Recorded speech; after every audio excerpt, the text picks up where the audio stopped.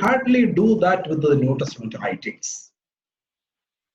But a careful analysis of the New Testament reflects that it has various tenets of musicology spread all through the New Testament writings. For example, if you take the literary genre of the four canonical Gospels, some scholars attribute them have the form of lectionaries, the church lectionaries. Some suggest that the origin of the Gospels has been the idea that they were fashioned to conform to the pattern of the Jewish lectionaries. It was proposed by a scholar, a New Testament scholar called P. Carrington, that the Gospels were composed to provide an arrangement for use in public worship. So he, or P. Carrington, looked at the Gospel of Mark and found out that looking at the Sabbaths, the author of the Gospel of Mark was arranging the material both with the help of poetical and prose writings. Another New Testament scholar, his name is A. Gilding. He considers that John's Gospel is following a 3-year Jewish cycle of readings. A 3 years of Jewish cycle of readings. So in that way, is that according to many scholars, P. Carrington, A. Gilding, okay, the New Testament writings, especially the Gospels in their current form, are emerged out of lectionaries. Those were prepared for the early Christian church, for their worship, for their various other devotional aspects. So in that way, we see poems, poetical style, rhythmical arrangement, and musical compositions spread all through the New Testament. Musical components are spread all through the New Testament writings. For example, as we are all aware, when we come to the Gospel of Luke, chapters 1 and 2, but we see the 4 first Christmas songs, or they are called the canticles in the Lucan infancy narratives. For example, Mary's Magnificat, that we see in chapter 146 till 55, and Zacharias Benedictus, that we see in chapter 168 till 79, and the angelic Gloria Excelsis or Gloria Sapientia, that we see in chapter 2 verse 14, and Shimeon's Nunc Dimittis, that we see in chapter 2 verse 29 till 32. Similarly, when we come to the Gospel of John, chapter 1, verses beginning from 1 to 18, that is popularly known as the prologue of the Gospel of John, that also follows a rhythmical responsive style. It is placed in genre or form in between a poem and a prose. It is very difficult to distinguish between a poem and a prose within the prologue of the Gospel of John. In that way, in a very artful way, or a linguistically flavored way, this masterpiece of the Gospel of John is placed right at the outset of the Gospel. Again, when we come to Pauline writings, Philippians chapter 2 verses 5 to 11 is a well-known Christological hymn incorporated within the epistolary framework of the letter to the Philippians. Again, when we come to Colossians chapter 1, verses beginning from 15 till 20, is another Christological hymn that is composed. Again, when we come to the letter to the Hebrews chapter 1, verses beginning from 1 to 14, with a style of poetical alliteration, the author of the letter to the Hebrews is placed right at the outset of his writing. Again, as we know that 1 Corinthians chapter 13 is considered as a love hymn. Okay, a lot of connotations, okay, about love in a context in which Aphrodite, a deity of love, was venerated and worshipped in the Corinthian context. Paul is singing a love song that is sung unto Christ. Again, finally, the book of Revelation reflects the early Christian hymnology and the pattern of worship in its best, especially when we come to chapter 4:8, chapter 4:11, chapter 5:9 to 10, chapter 5:12 to 13, chapter 7:10, 7:12. In these portions, we see, okay, the early Christian hymnology or poetry or music is incorporated. So in that way, what we need to understand is that New Testament is also pregnant with a lot of poems, especially as a person who is doing narratological analysis or literary analysis of the New Testament. Even in the prose structures, we see, okay, poetical elements. For example, chiasm is a very significant aspect, and various other tenets are, okay, incorporated within the New Testament writings. So when we think about the poems, okay, we have a tendency to go to the Old Testament. But what I say is that New Testament is also pregnant with hymnologies, musicologies, and poetical literary fashion. Well, thank you very much, Brother Johnson, and giving us this brief preview from starting from the Gospel of Mark and Luke, and then carry on to the Pauline letters, the Hebrew, and then entering the book of Revelation, and seeing these glimpses of poetical genres as hymns coming from the New Testament. So far, as in my own research, we could see that because the New Testament church was born from the Old Testament worship pattern, and as you mentioned earlier, as a part of a Jewish tradition of lectionary and a 3-year cycles of prayers, that's how they incorporate into the Christian worship as an early Jewish phase of the early church. So Paul, would you like to add something what we are missing here as how the church transit from as a Jewish outpost to a global cross-cultural interaction with different cultures, and how that fit into our today's topic of ethnomusicology and ethnodoxology, how you weave around this tradition? Would you please help us to understand that aspect?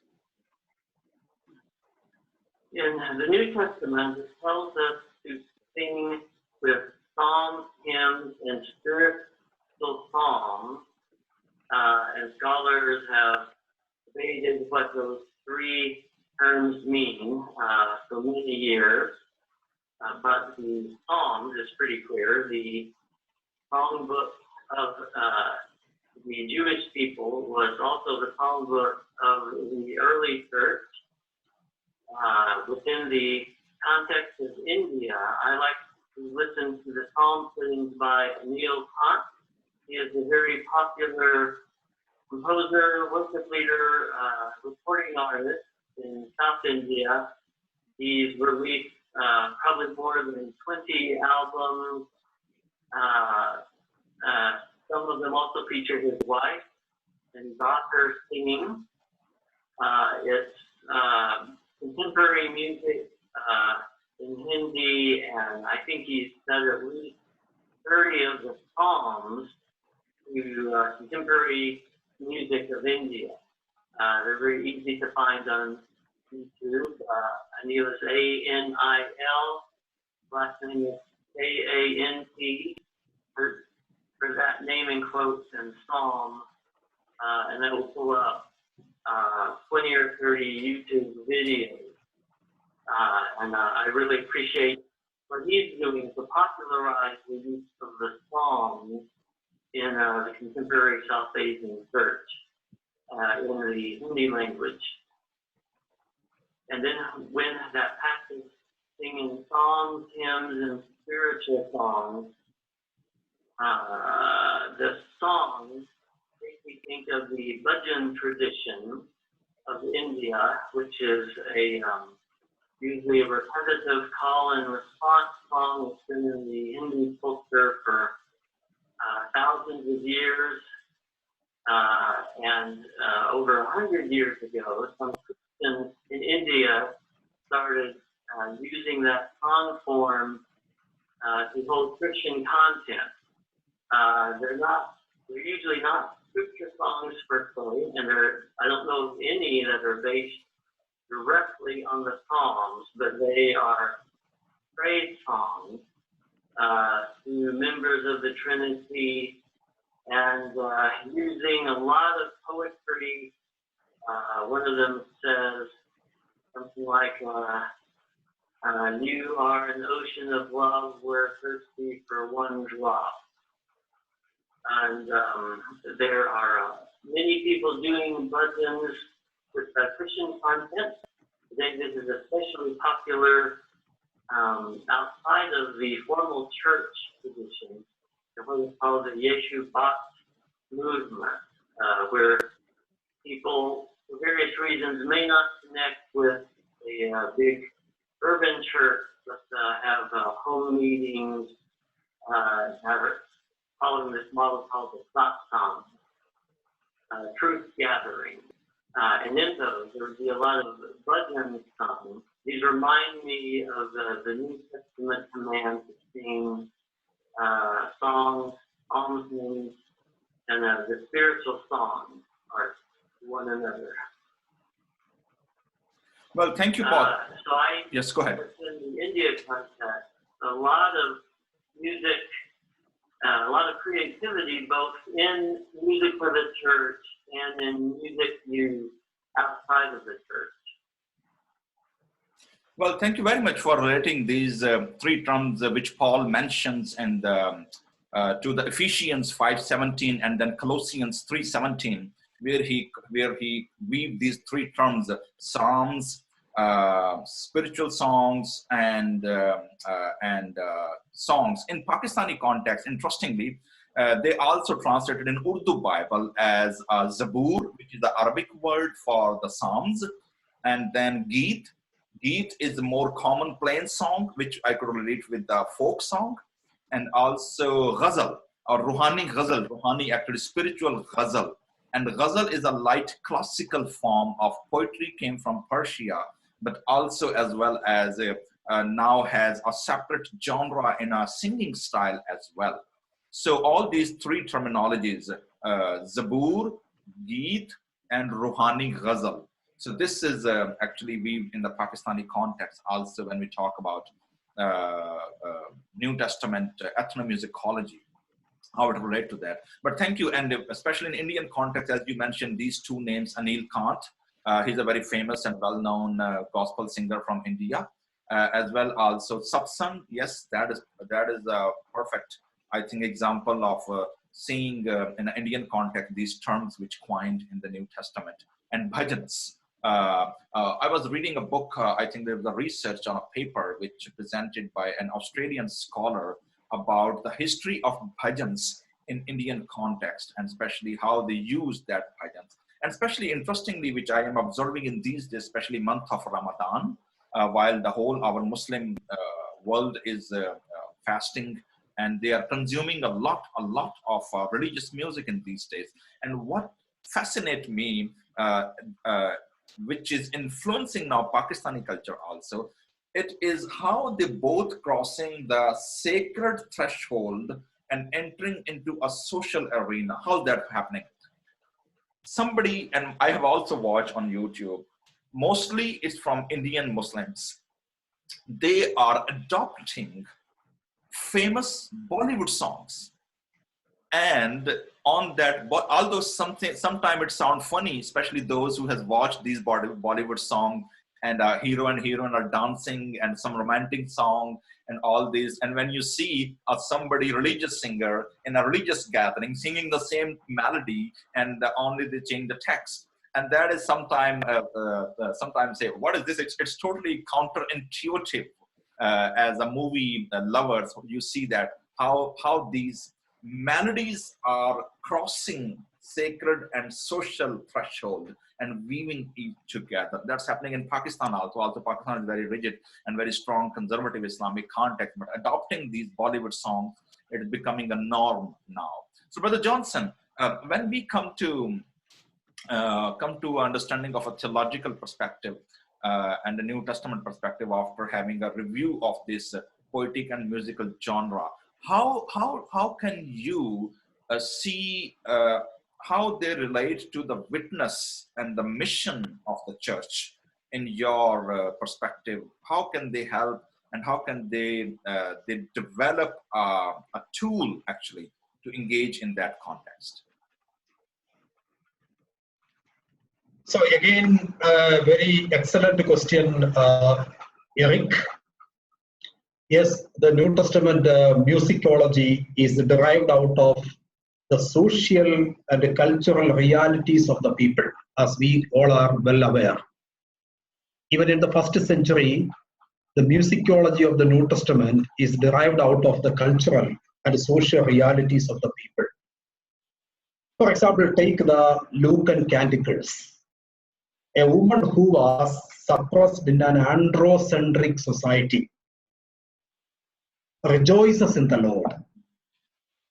She says that God has looked upon her lowliness.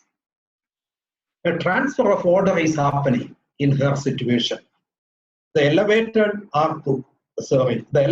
people are put down, and the lowly are elevated. So in that way, a transfer of order is happening. The messianic hope is also reflected through the Song of Mary. That is also vivid when we come to the Song of Zacharias, and also other people, those who are singers in the New Testament. John's Logos hymn reflects the Ephesian philosophical reality. Ephesus was considered as one of the philosophical hubs in the first century context. When we come to the hymn in 1 Corinthians chapter 13, is considered as a love hymn or erotic hymn. That song also derived out of the hard realities of the people. Aphrodite, the deity of love, was at the focal point of the city of Corinth. Whether Paul is converting an Aphrodite hymn as a Christ hymn is a central question to be posed at this particular juncture.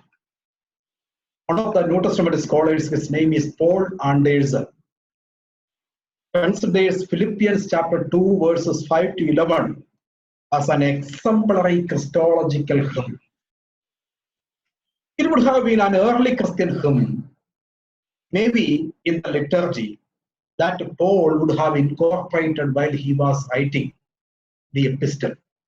In that way, many of the hymns that are incorporated in the New Testament would have been folklore literature, folk music. The authors, because of their popularity, would have incorporated while they were writing the writings. Again, the community's service to humanity is emphasized in that hymn.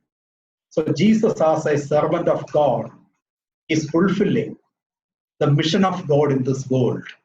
The same way the community of God is expected to fulfill the mission in this world. Again, when we come to Colossians chapter 1, 15 to 20, while the Colossian heresy was prevalent, Paul is re-emphasizing the pre-existence of Jesus. The pre-existence of Jesus is at the emphasis. The divine human peace through Christ is at the focus, through the hymn of Paul in Colossians.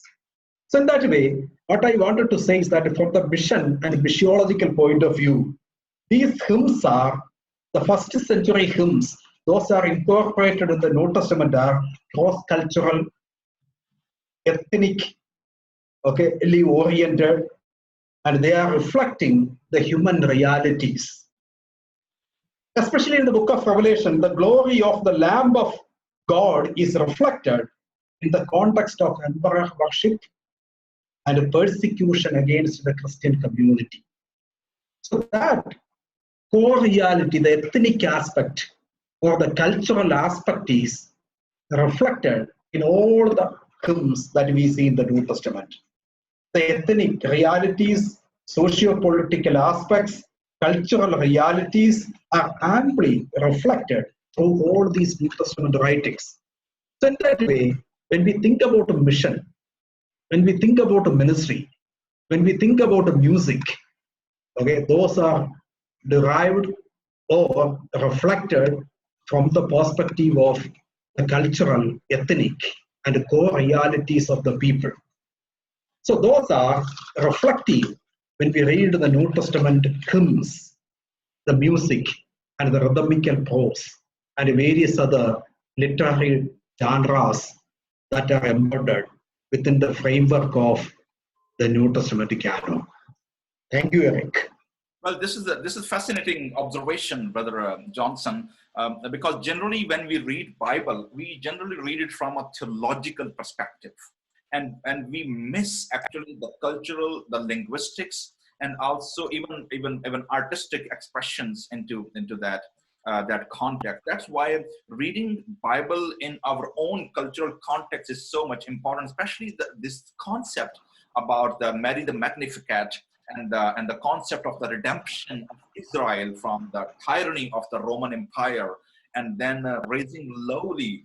It's also resonates with in these days. I was preaching on Hannah's song on Mother Day, and I saw the resonation and the resemblance of Hannah's song, how it adopted by in the Mary the Magnificat, and the concept of turning the table, how God raised lowly into the level of the royalty, and that's such an important aspect of God's development plan, which we see always in the Psalmic concept. Also, we see that how the suffering of the low people, the marginalized, how that helped to understand us God's plan. So Paul, as an ethnomusicologist and ethnodoxologist, as we know that ethne means tribes and people, and we try to understand how the ethnics or the folk or the common people relate with them. How do you see that fit in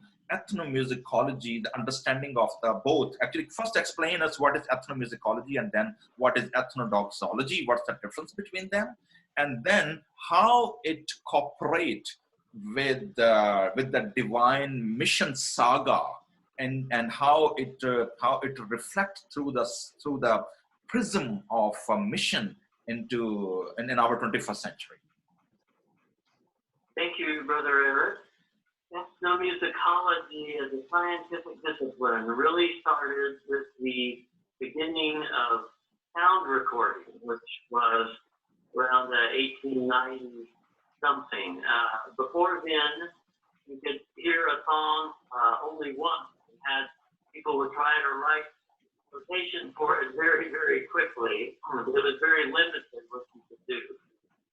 But when sound recording was invented, first with wax cylinders and so forth, then you could listen to the same piece of music over and over and write down a more accurate transcription. And they developed what was called comparative musicology, which again really just flourished after the invention of sound recording. So then ethnomusicology is the study of music and culture. And up through 1950, it was mostly Western scholars studying non-Western music. Classical music of India was a big favorite. And then from the 1960s on, they were joined by many more non-Western scholars who could write about musics of their own culture. Professor J.H.K. of Ghana, who I studied under, he was a prime example. He started publishing even about Christian music in Ghana around the year I was born. And many scholars from India and Pakistan got a lot of training in the field and published books, produced recordings that were distributed by UNESCO and other major global recording labels. And so now the ethnomusicology is very wide. It deals with music and culture.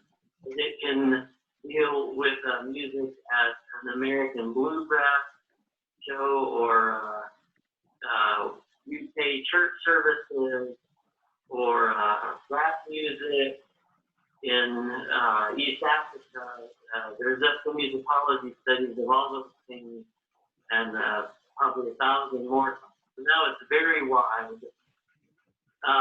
But it's, and there is a field, a special field called applied ethnomusicology, which where they want to do things more than just do scholarly studies, but often help the music makers in some way.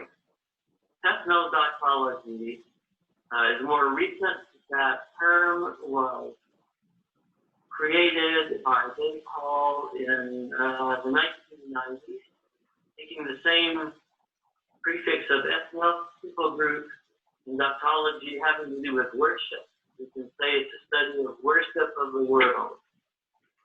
And there are studies in university doctoral levels, such as you yourself are doing now, Reverend Eric, and the school here in Dallas also has studies in that. But the focus is on the Christian relations of music and art within culture. Some people will focus on poetry or dance or visual arts. It's not just the music that you find in ethnomusicology. And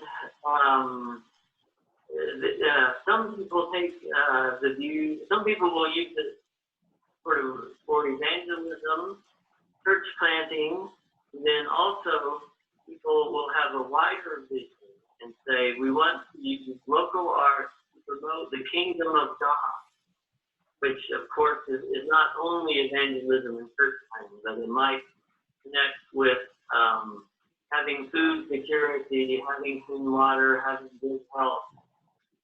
So there's a course called Art for a Better Future. In South Asia, it was taught by a group at SciAC in Bangalore a few years ago. And it trains people to think about using local artistic resources to promote kingdom values. Some of them may be connected with evangelism in churches, and others may be things like promoting health. Right now, there are many songs teaching people precautions during the pandemic. I've seen songs from Nepal and India on that topic, as well as many other countries. Well, thank you very much. And especially as we are talking about the discipline of ethnomusicology, which started as a branch of anthropology almost from onward after post-World War II. And that's a discipline which emerged as a discipline study in the Western Hemisphere so far. But as we see that India, yes, that's an interesting point, Paul, you mentioned, because when the rise of the Beatles in the North American shore and how they interact. So the first cross-cultural, when I'm saying ethnomusicology, because it's, although in my understanding, it's an ethnocentric term from the Western perspective, because they think that everything other than Western is ethnic, and they are not ethnic anyway. So, so anyway, so that was what they talk about, non-Western music, the term coined in a way from a Western perspective. And the most interesting part is that the first encounter of the Western musician and the ethnomusicology was with Indian music. And that's how that time Ravi Shankar come on the surface on the global arena. And following his footstep, I think the tabla percussionist player Ustad Zakir Khan from Pakistan, from India, and then Tariq Khan, and then in a Qawwali realm, Nusrat Fateh Ali Khan, he brought the Pakistani Qawwali and the Sufi music into the global arena. And that is fascinating to see how South Asian music has impacted a lot and contributed actually into the world musics as well. So far, from a missional perspective, as we were talking about a cultural perspective and mission approaches, another observation which I have seen in my context as an Indian classical student of Indian classical music, I saw that around the world, even in Asian context, if we go to Singapore, Korea, Japan, or any other countries, or even African, all these continents actually, they have been highly influenced by the Western musicology. So people using Western music instrument, people using Western melodies, Western hymns and songs and everything. But in my observation, might be that would be wrong, but so far, I haven't seen any other context around the globe which it was so deeply rooted and so embedded in their own culture that where Western music and hymns failed to collaborate or not collaborate, actually failed to overcome. And that was India. And that was our context, that at least ultimately the Western colonial, missional, and the music, they have to surrender in front of that music. And they said, okay, now we are going to use your terms and your tone and everything. And that's what brings out the importance of South Asian context in a global ethnomusicology and also in the global ethnodoxology, what we are talking about today. But anyway, well, thank you very much for this fascinating information. So let's go to the in the missional aspect. When we see that, okay, the culture is important and we need to understand the context also, and how biblical and especially New Testament concepts of God's development plan and engaging with the marginalized society, how you see the implication, Brother Johnson? What role applied theology and what role theological institutions can play to bring it on a grassroots level, to extend in a way that would help us to expand God's kingdom? So you see, Eric, very what is that? Is highly sophisticated question. That is, a person like me may not be able to answer that question at a stretch, but still I am trying. One of the significant area we can develop is ethnomusicological exegesis of the Bible, especially the New Testament. For example, the best example is the prologue of the Gospel of John, chapter 1, 1 to 18. It maintains a rhythmical, responsive style. It is rhythmical prose. It has chiastic style that can attract many of the ethnomusicologists. It has a dialogical function, and also that what makes a poem different from a historical document. Historical documents are mostly particularistic, but poetical documents are more universalistic. That makes John's Gospel a more universalistic Gospel because of its poetical style, its alliteration, its chiastic style, its staircase parallelism, synonymous parallelism, antithetical parallelism. So these kinds of parallelisms and various other irony, okay, and things make the Gospel of John more global, okay. But when we think about the Gospel of John, one particular thing is local realities are incorporated within the universalistic aspects. In that way, local global dynamism is there, okay. So in that case, John's Gospel and many of the New Testament writings are local in nature, local, okay. The particulars are interpreted mostly in relation to the universals. That shows the poetical aspect. Okay, a person who reads first century and a person who reads 21st century, okay, may think that this is written for my context, for me, and for my situation. So in that way, the literary aspects are functioning from everywhere and ever perspective. So these hymns can be considered as early Christian folklores or music. They would have been derived out of the hard realities of the people.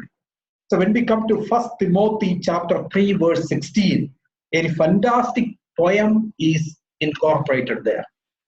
Here the text begins with a relative clause that has been woven into the syntax of the surrounding prose discourse.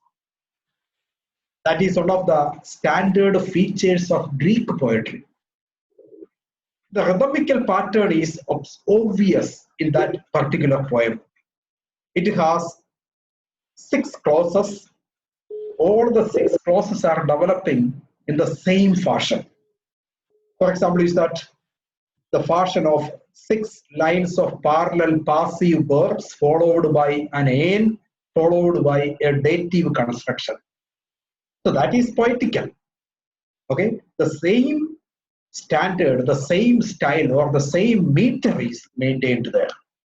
So in that way, people's belief, their hope, their fear, and their struggles are reflected through the confession and hymnal language. So these poetical writings need exegetical analysis. That is what the most important thing the theological schools can do. As a person from the Southeastern context, what I can say is that when prose texts and historical documents usually deal with the tangibles and the particulars, poetical writings and musical compositions have the capacity to absorb the eternals and the universals. Indian religious writings are usually written in poetical fashion. You take all the major Hindu religious writings, they all are written in poetical fashion. For example, Mahabharata, Ramayana are written in poetical fashion. And a majority of the art forms are well attached to music. For example, Kathakali, Mohiniyattam, Kuchipudi, Bharatanatyam, Kathak, Manipuri dance, Odissi are all rooted in religion and are all fashioned in musical and dance form. So in all these dance, music is part and parcel. Some of the deities are identified through the means of music and dance in India. The temples open with the melodious hymns of Vande Mataram. So in that sense, Indian culture is well attuned to dances, music, and religiosity. The Hindu temples are identified through melodious hymns early in the morning.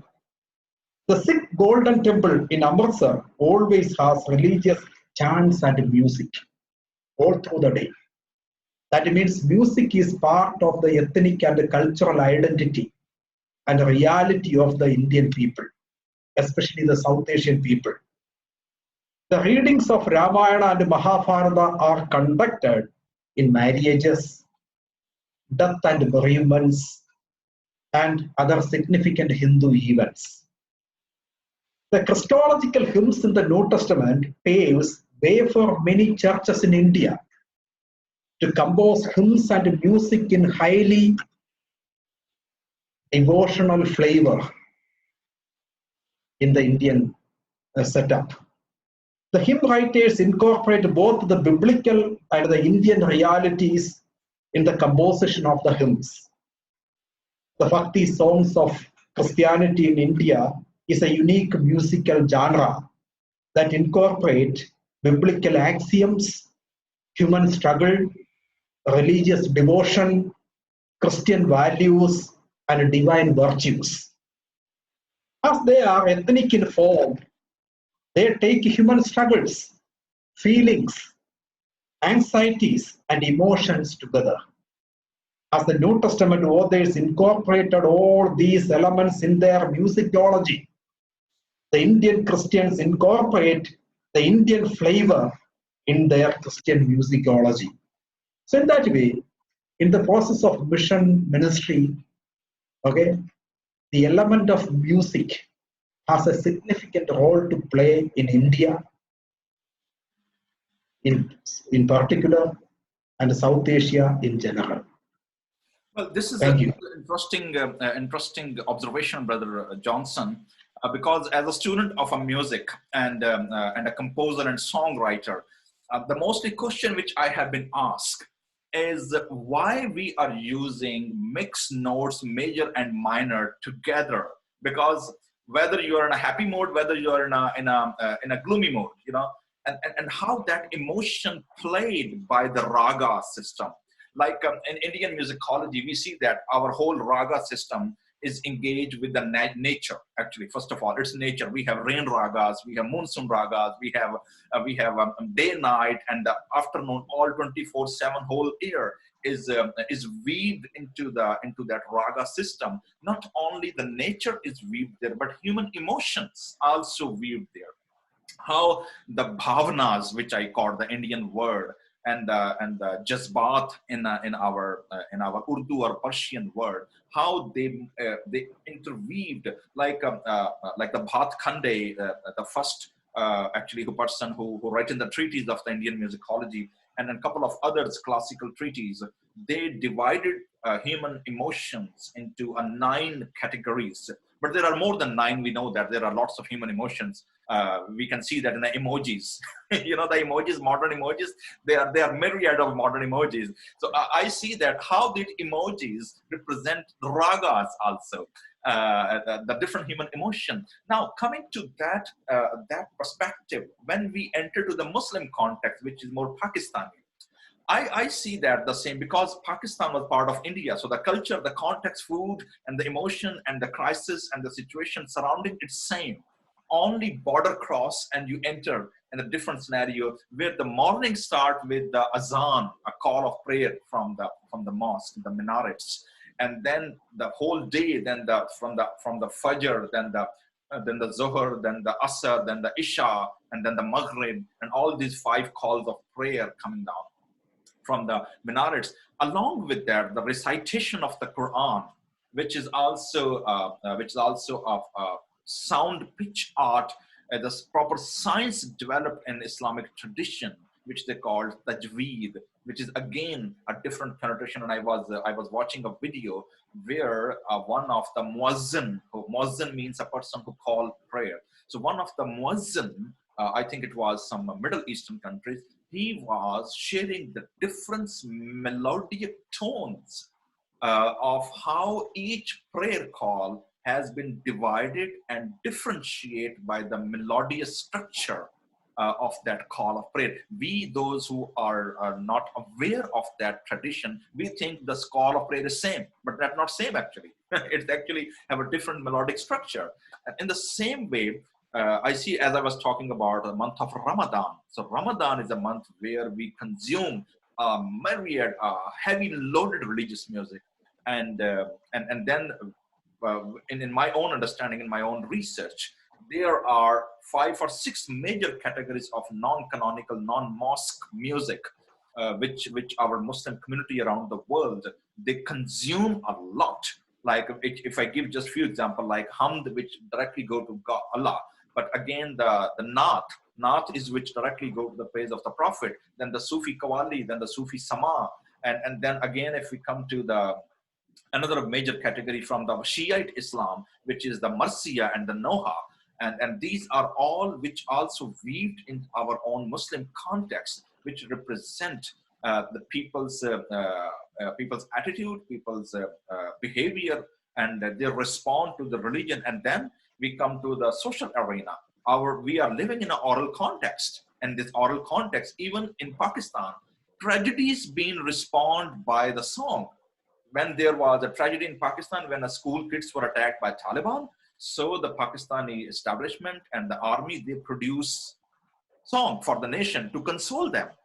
So you can see that music and art, and that is everywhere around the world, especially in these oral contexts. But unfortunately, our theological curricula actually is not equipped, or even they are not yet ready to adopt and use this powerful tool in our own context. Brother Paul, as you traveled a lot in different parts of the world and you're very well connected in a global situation, what is the response of theological institutions and seminaries concerning to using ethnomusicology or ethnodoxology into their theological curricula? What is the status? What's the response?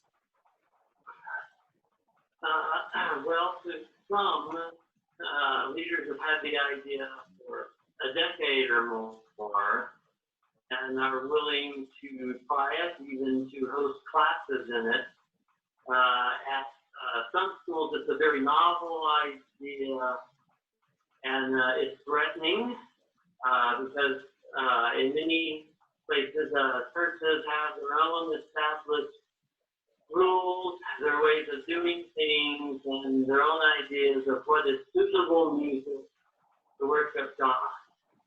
And it can be quite threatening to leaders of some seminaries, or maybe sometimes it's actually the leaders who are more open, but students who have had less broad experience, and they only know sort of a small thing from their own background, from their own church history, and you find you have to go sometimes slowly in introducing principles of ethnodoxology and looking at local cultural resources.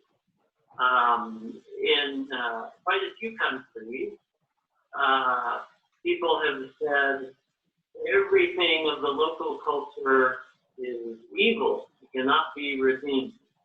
You know, in American church history, you know, that was said about the blues and the jazz and rock and roll, and the early composers of black gospel music, you know, were actually kicked out of church services for bringing in sort of honky-tonk piano style, which was very offensive to people. And it took, you know, sometimes a decade for things to be accepted. And again, it sort of depends how open people are. I've taught in various contexts in South Asia, and in some places, people are very open to using local art, and in other places, it's a new idea, it's a threatening idea, because they've been told, oh, everything from your culture is Hindu or Muslim and cannot be redeemed, and you have to go slow and tread carefully when discussing ideas about how to do this. This has happened to me and colleagues in Bangladesh, and India, Nepal, and some other places.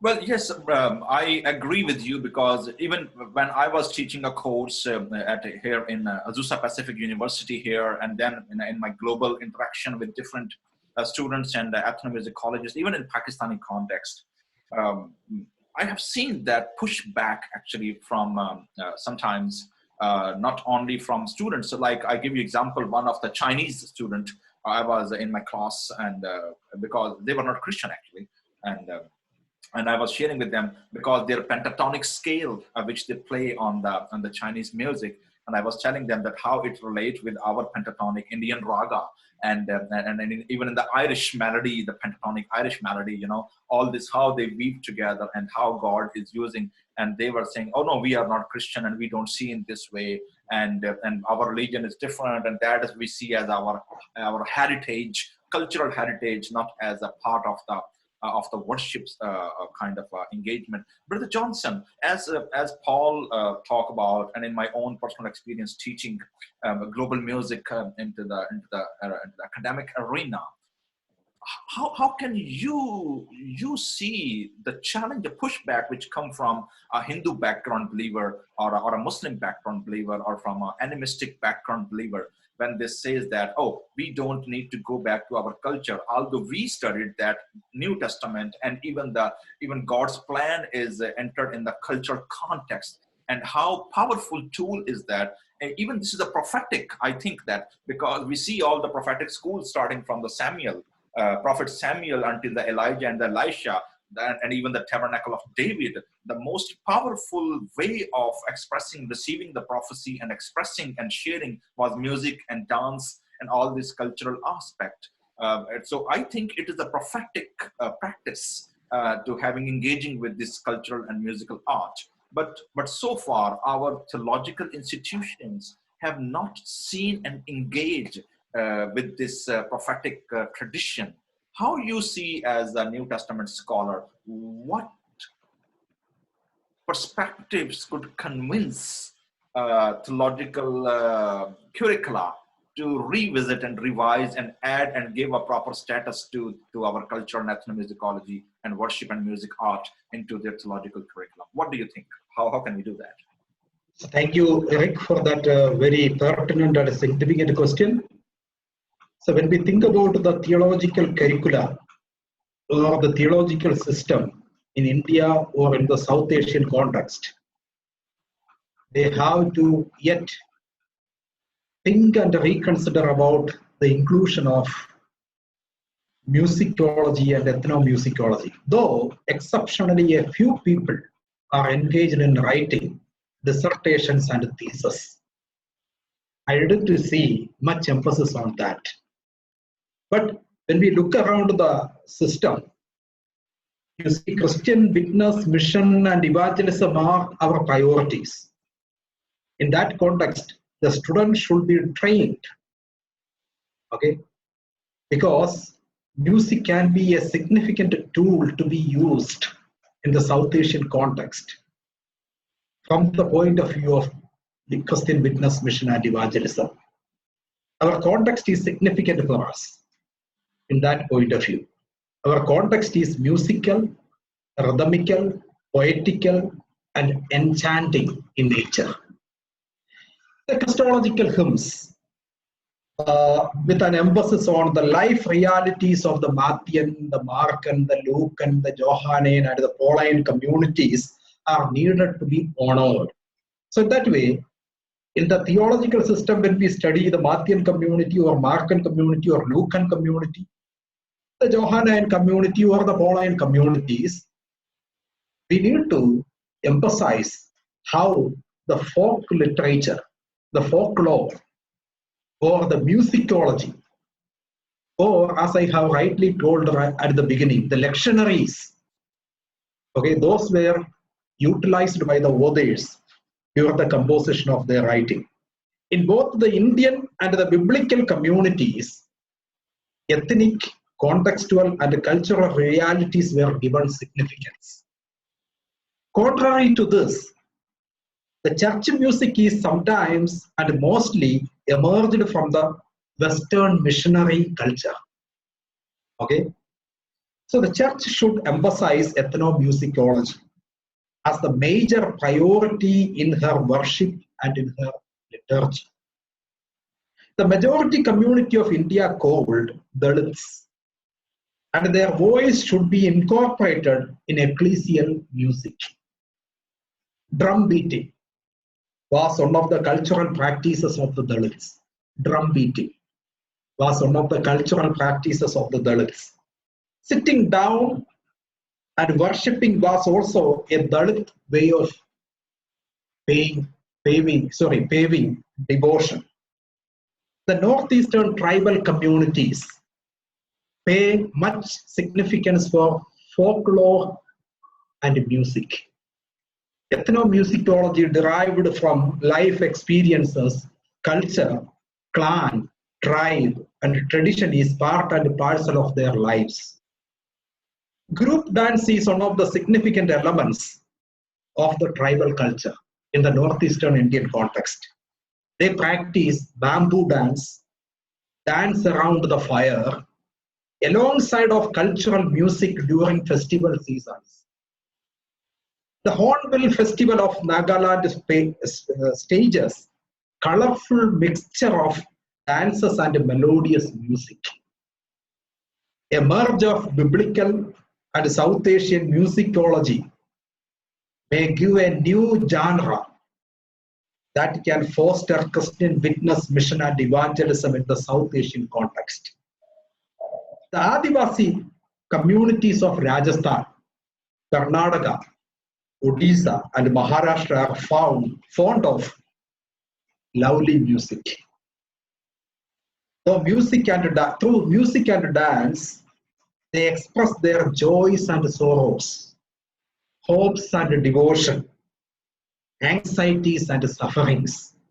So some of the musical lines in these tribal, Dalit, and Adivasi contexts are very hope-oriented, anxiety-filled, and joyous, and love-centered.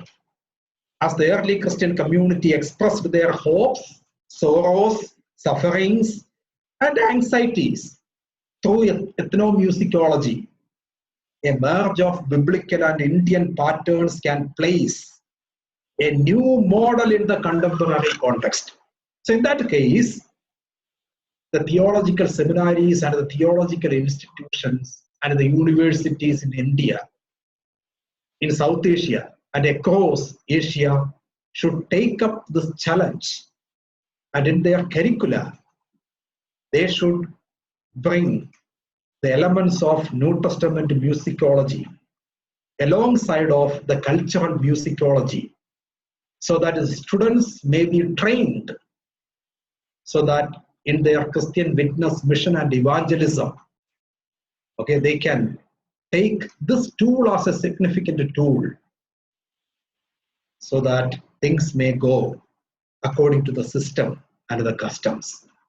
Thanks. Well, thank you very much, brother. And especially when I see as a music student from that context, I see another connection, which is more like that's a geographical. India is huge. Even Pakistan was part of India. You know, that Indo civilization, it was a huge and massive. And especially when you talk about geography of the Karnataka, Maharashtra in the north, in the context of the Punjabi music, and then the Rajasthani music and all this, and how Bollywood actually is the feature, the face of the Bollywood is this dance and the color and the art, which we see.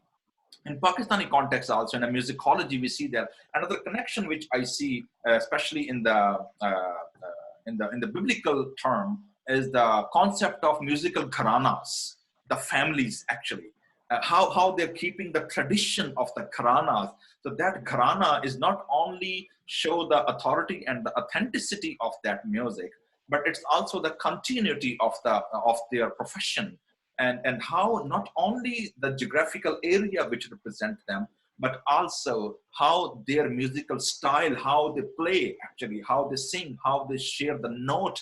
That's another angle of that particular Kharanas, which relate with the families of the old and the temple understanding of how the families of Asaph and sons of Korah and Heman and Teman and all have been appointed as the families for the service to the Lord. Another one is the marginalization of the society. In our Pakistani context also, these families and Kharanas, they had called a derogatory term which they called mirasi. And although word mirasi come from the miras, and miras means a person who acquired heritage. However, in Pakistani context, actually, if you want to say a bard or a person who tells the stories, or a person we want to or the people somebody call them or disrespect, they call, oh, he's the mirasi, you know. So it shows the marginalization of these artists in that context as well. So yes, and another thing which you just mentioned is about the Western colonial influence.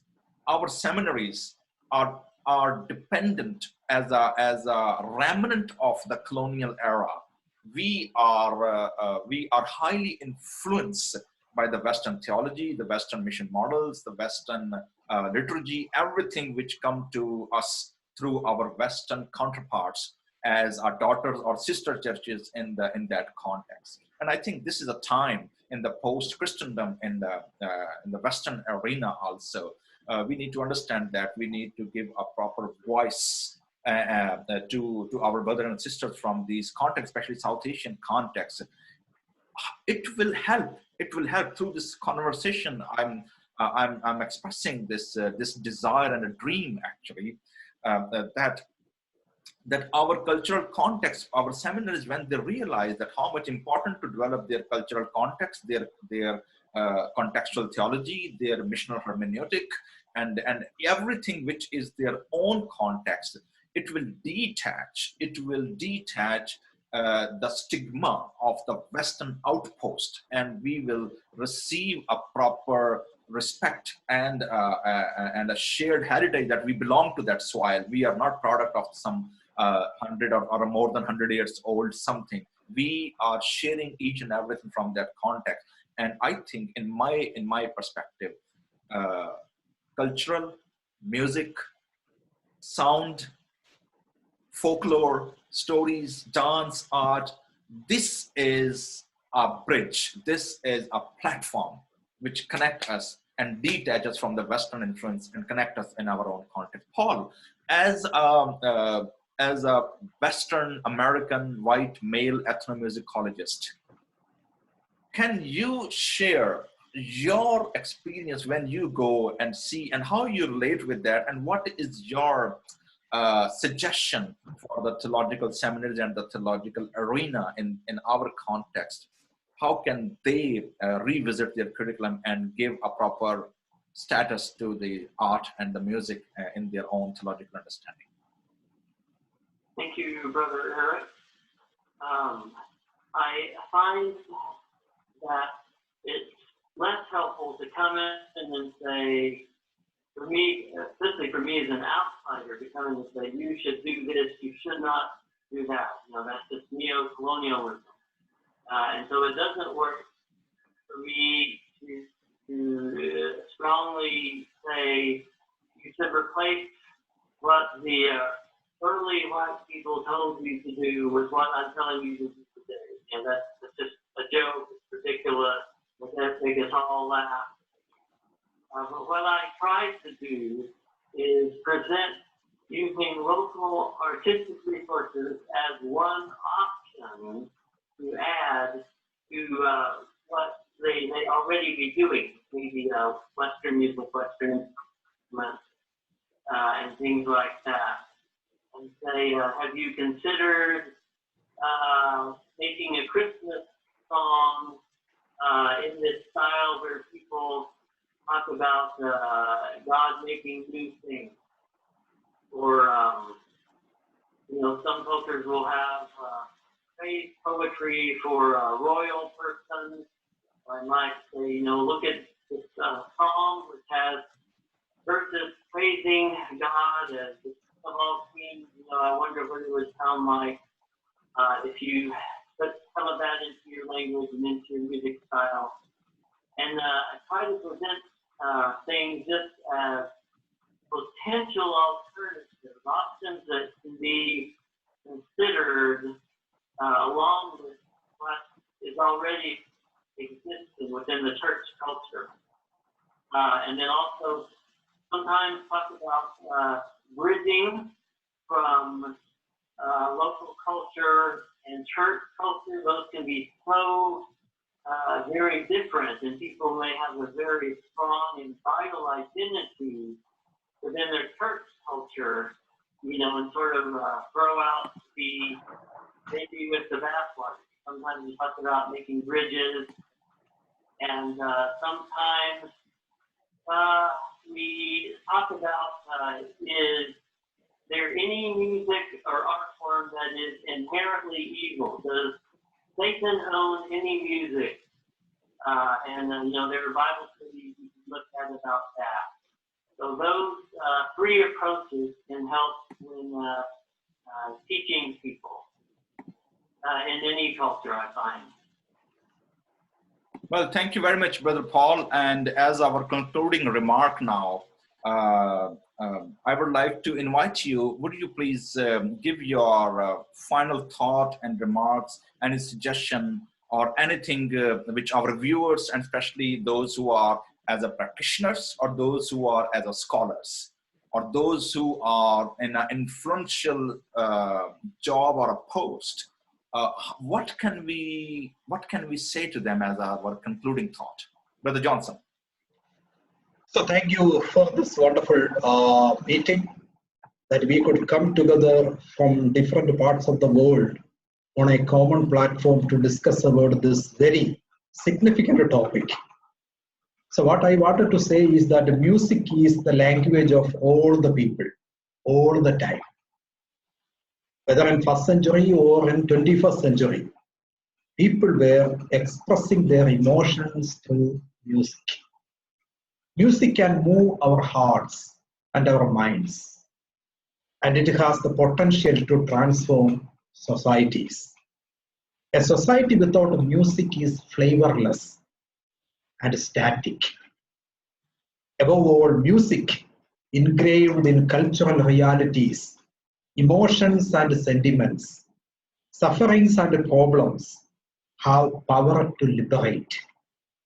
The early Christian communities, as minorities, as expelled people from the synagogue, as socially vulnerable, and as politically powerless, were singing the song of Jesus with attitude and rhythm, meter and all the elements of music. That should be the integral part of Christian worship in today's context. Worship without boundaries. Communicating the mind in the public should happen in Christian worship. That should be our aim and our goal. It should be Christ-centered, musically oriented, dance accompanied, culturally inclined, and ethnically flavored. Such a worship can transform human minds, communities, and societies. So let us prepare ourselves, not focusing on the monotonous type of worship practices, okay, but rather we should focus on ethnomusicology that is well accompanied with the biblical musicology. So in that way, we can gain the hearts and minds of people. In that way, worship should be a time or a place where people can completely express themselves. In that way, okay, it is not a place of suppressing the voice, but rather it is a place of allowing freedom to express their voice. That should be our focus in the coming days and years. Thank you for this wonderful time. Paul, your take? Those were some excellent words, brother. Thank you for sharing those thoughts. We know that a lot of the emphasis in God's kingdom can be said to come in two parts: to know God and to make Him known. And we can use music for both of those. To know God, there's a lot of devotional songs in South Asia. There are Christians using Sufi music style both in India and Pakistan. And I also earlier mentioned the bhajan style, really popular in parts of North India. To know God and then to make Him known. The focus is the glory of God, making Him known. The music style is less important. I know some rap artists, Christian rap artists in India, taking songs and rock bands and lots of other people doing fusion music, which are wonderful to listen to. But the glory of God is the most important thing. So I like to think about this dual purpose of our lives is just to know God and to make Him known, and then to think how can we work with local artistic resources, local music styles and instruments for both of those. So one may be focused within the church, one may be focused outside the church. And we can remember because of that, there may be different musical preferences. And inside and outside the church. There's a famous book on contextualization called Living Water in Indian Bowls, which talks about taking, using cultural forms within South Asia to hold the content of the gospel, especially if you're trying to reach the vast majority of people in South Asia who are not church members. Yes, Paul, thank you very much. Please send me the link or the title of that book. I would love to have that one. And for our concluding remarks, as we know that the Bible starts with the worship, the book of Genesis, and end and give us a glorious final destination of a human and the Christian believer to entering in God's glory by worshiping. And that is what is our ultimate goal. But meanwhile, when Christ sent his disciples as a great commission, giving them great commission, he told them, go and communicate the gospel. And communication tool we are asked to use verbal and non-verbal. And especially if we want to enter in a culture, we want to be, as our brother Johnson and brother Paul says, a cultural sensitive. It should be a people focus, and it should be in a creative way. And how can we resonate within our own culture?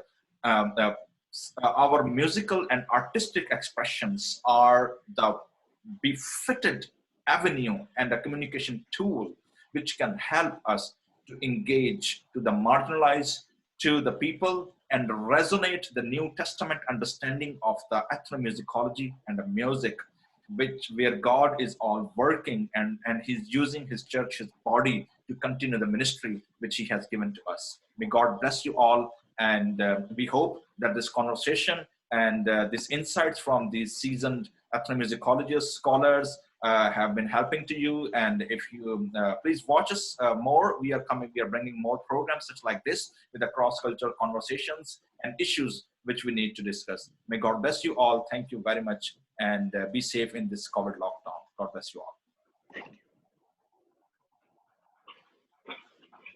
Great, we are out from the live streaming. Well, thank you very much. Once again, it was a wonderful talk. Thank you, Brother Johnson and Brother Paul. Thank you too. Yeah, Brother Johnson, thank you. So I hope we will keep in touch. So you can share this from the Halim School of Church Music and Worship. I will send you a YouTube link also when I will see that and put on a YouTube. And then people can watch that one also. Okay, great. Thank you. Thank you, folks. God bless you. Thank you. Bye-bye.